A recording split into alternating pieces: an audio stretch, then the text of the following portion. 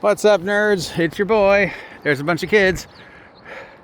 I know it's hard to believe based upon the weather we see, but it is the second day of June.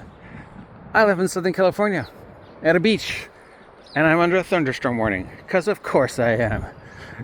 I miss summer. I'm going to the store. I'm dragging you with me, which means we're talking about tabletop role-playing. And look, guys, I know I've been put in my place and cut off and everything else and ground up and spit out, but let me just remind you again that I'm never going to tell you you're doing it wrong. I'm never going to tell you that I have more experience than you, that I'm better than you at this. Every time I do these advice things, it's just ramblings off the top of my head based upon my many years of being a part of this hobby. But I'm still a beginner, I'm still learning, I'm still growing, I'm still changing. Things that I had ideas about a year ago, I've given a second chance and I've rethought, stuff I did then, I don't do now. I'm always new, always changing. All right, so I think we've talked about this before, but if we haven't, today we're talking about railroads, and not the thing that, Amtrak, but railroading a game versus rivers, since we're using transportation as our medium to explain. So railroad, having run railroads, having played railroads, they don't work. Nobody likes them. They're very frustrating. Nobody likes being placed in a position where they are consciously or unconsciously being told nothing you do is going to change the outcome. And that's basically what a railroad in Dungeons and Dragons is. A module. Now, technically, everything that you play is going to be a railroad. It has a beginning, it has a middle, it has an end. And that beginning, middle, and end has been scripted out. And the player characters are supposed to jump on the train at the beginning and through their actions or inactions reach the desired result in some form or another. Now, a strict railroad means that nothing you do will change the outcome. No matter what steps you take, the DM already has a preconceived notion of how it's going to end, and they're going to do everything in their power to make sure it ends that way. Every module is written that way, that it has a specific end. And every adventure is technically written that way. And sometimes it's very difficult to think beyond that. You tell yourself, well, it has to end this way. And the more the players try and change that, the more you subconsciously continue to push towards the outcome that is already written down.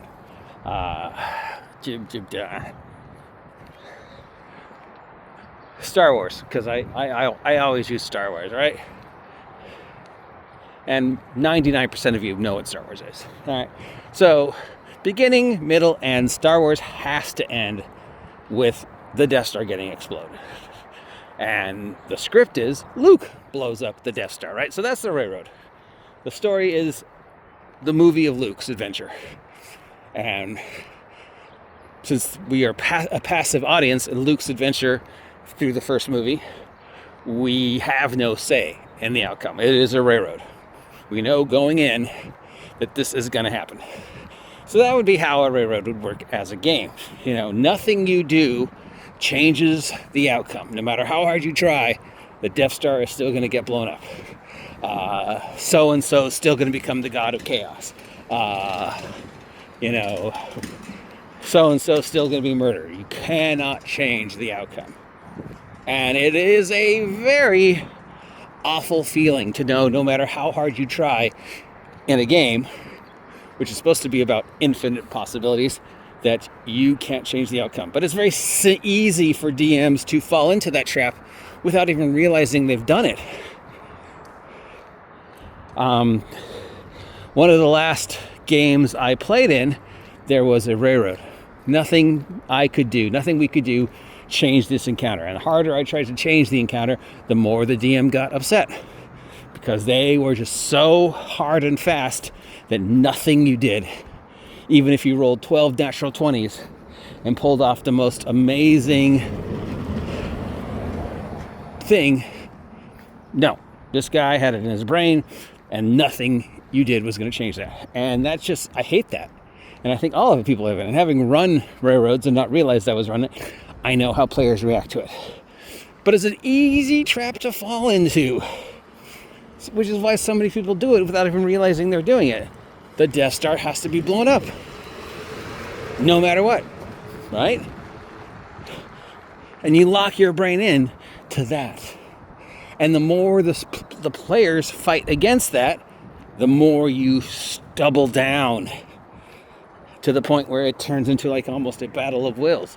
It has to end this way. The story has to end this way. This is the ending I wrote. Hi, lovely sunny day. Hi, dog. Right? So that's the railroad. Beginning, middle, and end. Nothing the players do will change the outcome. That sucks. But that's every adventure ever written, right? From day one to now. Every adventure is written with a beginning, middle, and end. And if you run it as written, you get to the end in some form. Now, the trouble is, players don't follow the script.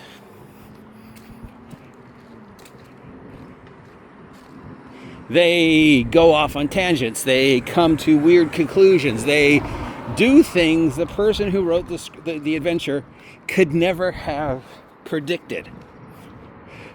So that's the river theory, right? The river theory of adventure design, as opposed to the railroad theory of running adventure, is there's a lot of possible directions the river could go. And the ripples that the players make in the river will maybe change the outcome. And if you look at your adventure as a river, then you can bend and adapt to whatever they do. Even if the changes that they make it so the preconceived ending doesn't happen. Maybe, somehow the players, through their series of actions or inactions, prevent the Death Star from getting blown up. The rebellion fails. Or maybe Luke doesn't blow it up. Maybe somebody else blows it up. Maybe they break into the Death Star, take over the commands, and, become space pirates with the Death Star as their base of operations now.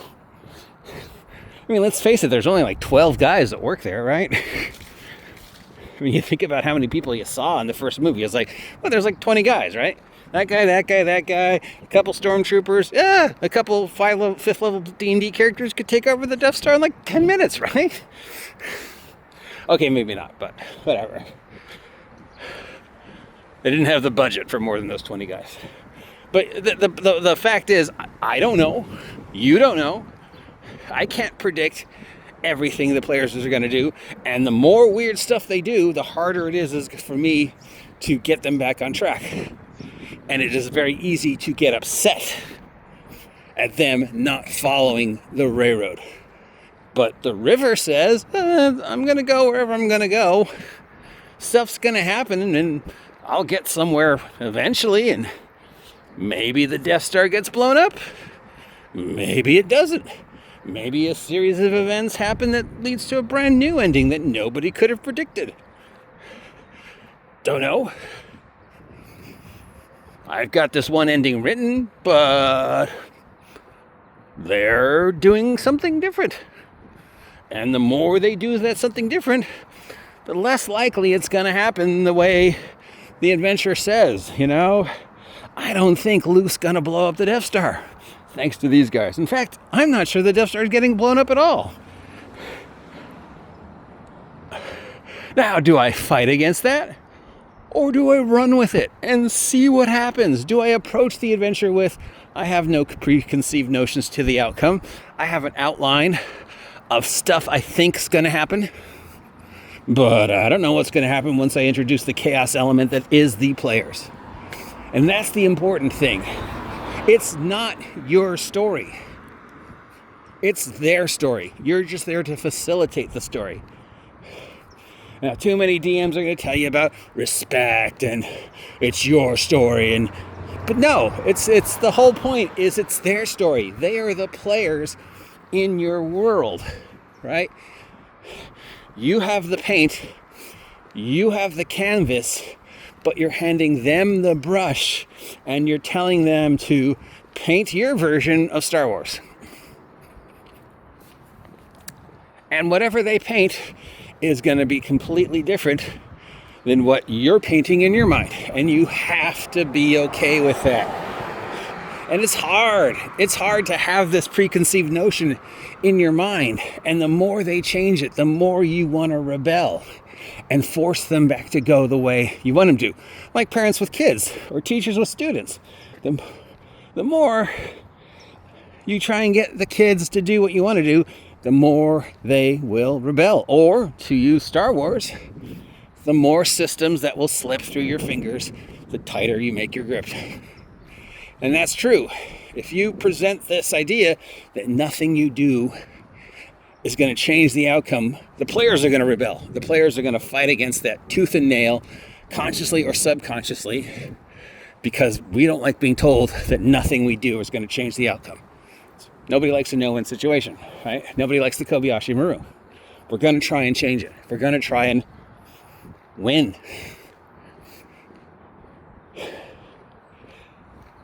Bird. Hi, bird. And you, DM, have to be okay with that, right? Have to be okay with the idea that the player's actions might change the outcome. That doesn't mean the outcome's going to not happen. It just means you might have to, change it. All right? We know the Death Star has to be blown up. I mean, kind of. We want to run it as written, it has to be blown up. But other than that, it doesn't have to be Luke that blows it up. It doesn't have to blow up the way it's supposed to blow up. In fact, it doesn't have to blow up at all. They could do something different.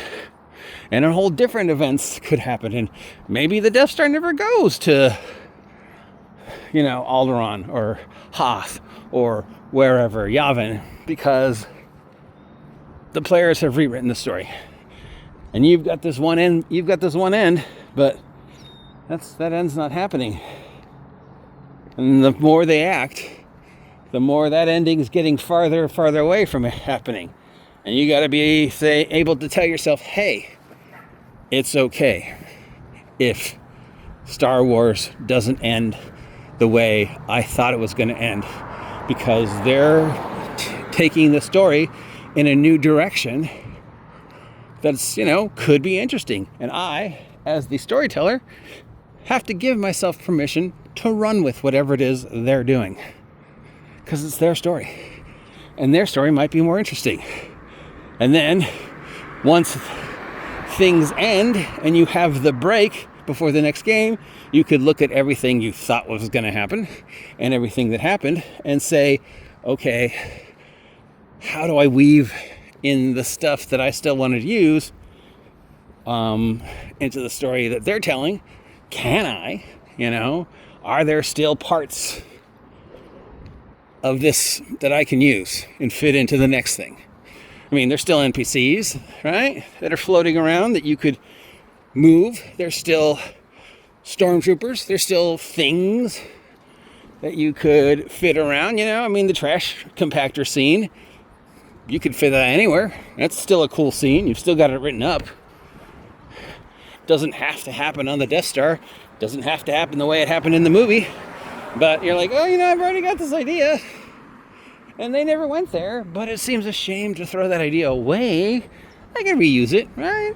There can be another trash compactor someplace else. They don't know. And I don't know, maybe they're going to go back to the Death Star. Maybe they'll end up in the trash compactor anyways. I'm not going to throw that idea away just because they never went there, just because that scene never happened. I can use it later. I have got this toolkit, and I can mix and match from my toolkit as needed to facilitate responses to the player's actions. How does the universe respond to the players changing the preconceived outcome of the adventure, of the Death Star getting exploded at the end of Star Wars? Because you're not running a movie, guys. You're not running a video game. You're running a story with infinite possible outcomes. You have no idea how your players are going to respond. And you have to be okay with that. You have to be a river. You cannot run a railroad. Because your players won't let you. They will fight tooth and nail against the outcome you want to happen. So you have to give them the outcome they want to happen. But you don't have to jeopardize your ideas. You've still got those pieces in your toolbox. And some of them you can use later on. Right? They never met they never met Vader. Well, I can use Vader later. They never went to the bar on Mos Eisley. Well, that's a bar I can use later. They never fell into the trash compactor. Well, I can use that trash compactor scene later. They never fought the 150 stormtroopers that all look exactly the same. Stormtroopers are the orcs of Star Wars. I've always got more stormtroopers. I can always use those guys again, right? They're out there. They're tools of this game. I can use them again. Or not. And that's okay. That's okay if they never go to Mos Eisley's. That's okay if they never talk to Jabba. That's okay. Because it's far more interesting to them to see where the river is going to take.